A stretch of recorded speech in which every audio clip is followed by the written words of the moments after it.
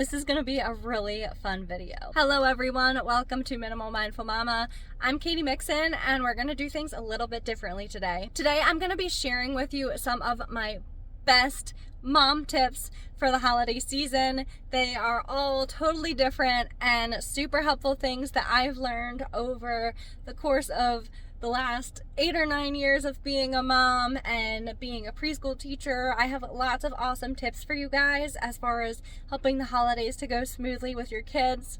And we're also going to be playing a fun scavenger hunt. So be sure to watch through the video and make sure that you follow all the instructions for the scavenger hunt. If this video hits 2,000 views, I'm going to select a winner from the comments to receive a free copy of my ebook, The Minimal Mindful Mama, which is just a super helpful resource if you are decluttering your house or simplifying. It just walks you through room by room, step by step. All of my best tips are in there. There's also helpful checklists in the back, so that is a super awesome resource. So again, if you participate in that scavenger hunt, you can get selected to be the winner of that ebook, which would be such an amazing gift to yourself this holiday season. So be sure you're paying attention, like and subscribe down below. Let's go ahead and get started. My first tip is for if you enjoy baking Christmas cookies for the holiday season. So I have 2 ideas for you, and the first is to not overwhelm yourself trying to make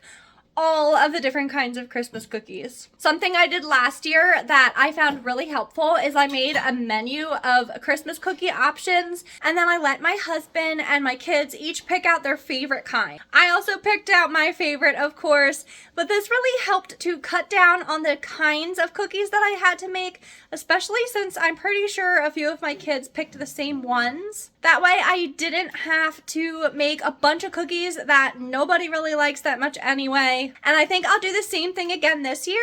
The cookies might be different that everyone chooses, but that helps keep it fun and fresh each year. And if baking Christmas cookies is something that you want to do with your children, I have a few tips for that as well. My first tip is to not try to make all the cookies with them. For instance, my kids really like to decorate the sugar cookies and the gingerbread men. So I'll go ahead and make any of the other kinds of cookies in advance.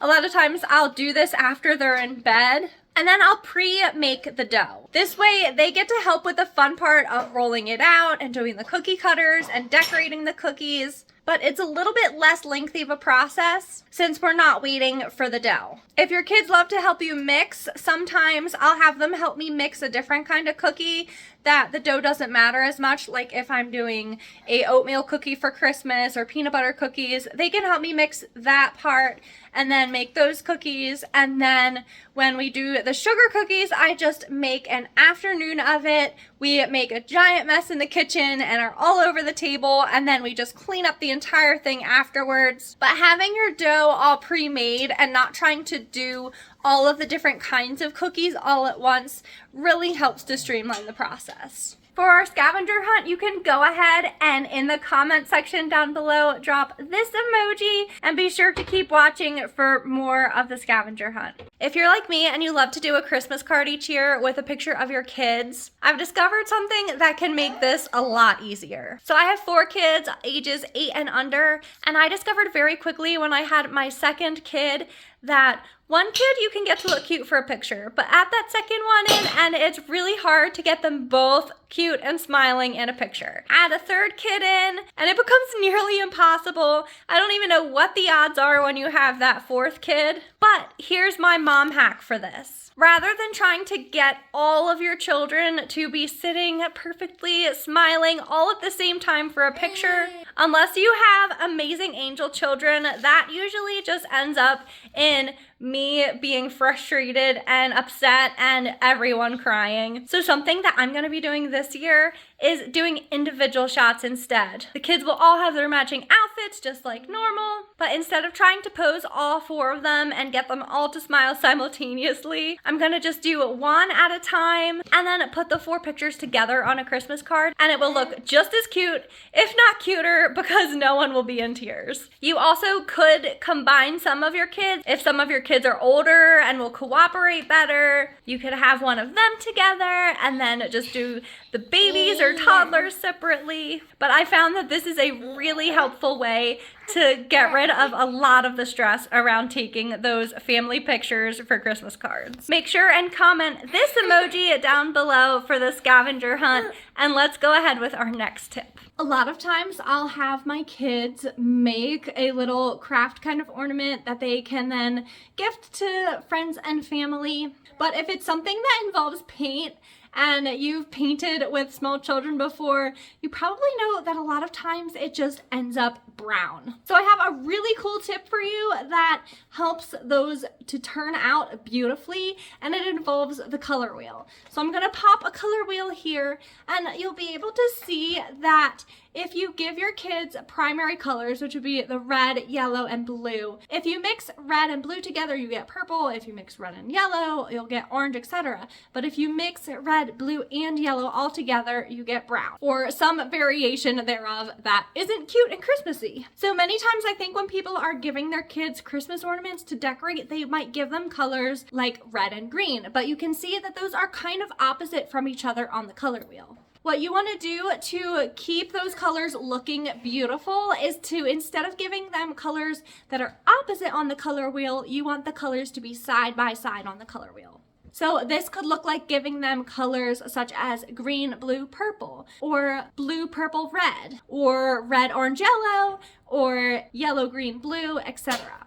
If you are doing an ornament that's like a Christmas tree or something that you're painting, then I recommend only giving them the green to start, having them paint the entire thing green, and then after the paint is dry, you can give them those other colors that are opposite on the color wheel to really pop against the green. But again, only give them those colors that are next to each other, such as the red, orange, yellow, and that way it'll look beautiful on the dried green paint, but you won't end up with any brown. Also, if your kids love painting and you know they're gonna want to keep going and going, make sure that you either have enough ornaments so that they don't just keep painting over their beautiful creation until it turns brown, or have some paper on hand so that when you feel the ornaments are complete, they can keep painting to their heart's content on paper while your ornaments that you're hoping to gift can dry. My next tip is if you're doing watercolors with your children, but before we talk about that, go ahead and comment the snowflake emoji in the comment down below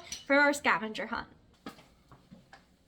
If you are doing watercolors with younger children, like 2s or 3s, even 4s sometimes, but as children get older, they seem to be able to understand the concept of watercoloring better.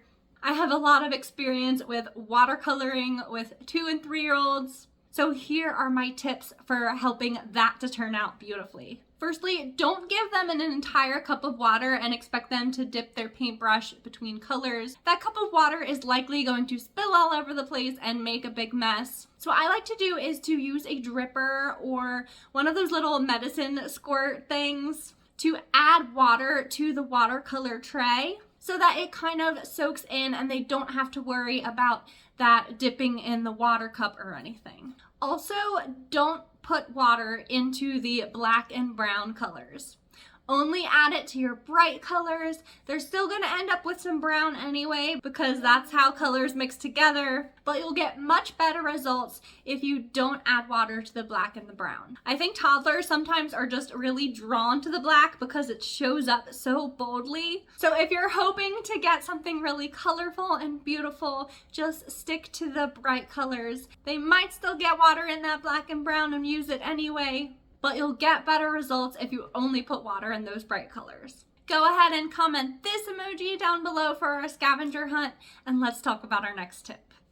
If you're like me and you have a baby or a toddler this Christmas, and you know that they're going to pull down all of the ornaments off of your tree, there are some really cute ideas that you can do instead of using your sentimental ornaments that are much more baby and toddler proof. So one thing I like to do is to use baby's breath on my tree.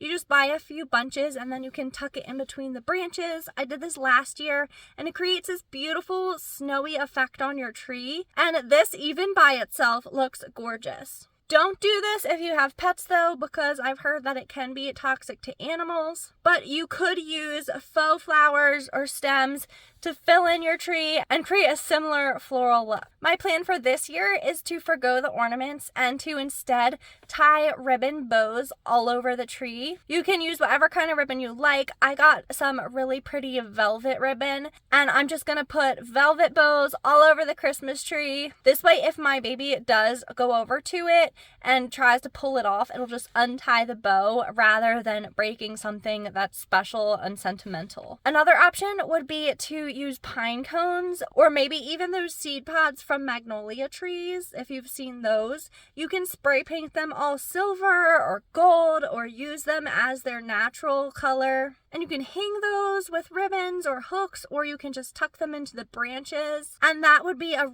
really beautiful and not as breakable option for decorating your tree. At this point in the video, you can go ahead and drop this emoji in the comment section. Let's move on to our next tip. Okay, so in our house, since my kids were little, we've had a rule that on Christmas morning, when they wake up first thing in the morning and they see all the presents under the Christmas tree, they are not allowed to open those presents until mommy and daddy get their coffee. However, it can be really tempting for them, especially depending on the ages of your kids.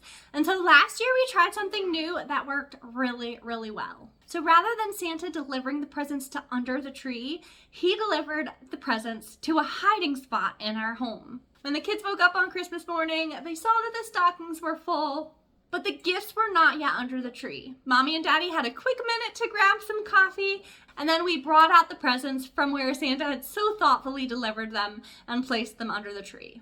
We might even have had the kids go in their room while we do this. I can't exactly remember everything that happened last year. That kind of happens when you have a newborn. But I do remember that that worked really well to have Santa deliver the presents to an undisclosed location. The kids knew in advance that we were going to have Santa do this, and so it wasn't upsetting for them when they woke up and there weren't gifts under the tree. If your kids write letters to Santa, this can be a great time to naturally incorporate that request. At the end of your kids' Santa letters, you can just put a PS, please deliver them to a hiding spot. Or you can write your own letter to Santa and ask him to leave them on the front step or in the garage or in the attic or wherever it may be. And that way the kids know that they're there and they will be brought out after all the grown-ups' basic needs have been taken care of.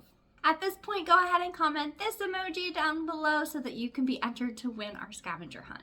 If you've made it this far in the video, be sure and comment this emoji down below for the scavenger hunt. Also, be sure to like this video and subscribe. If you ring that little bell button, you'll get notified every time I upload a new video. Thank you so much for watching. Best of luck and happy holidays, and I'll see you very soon in the next video.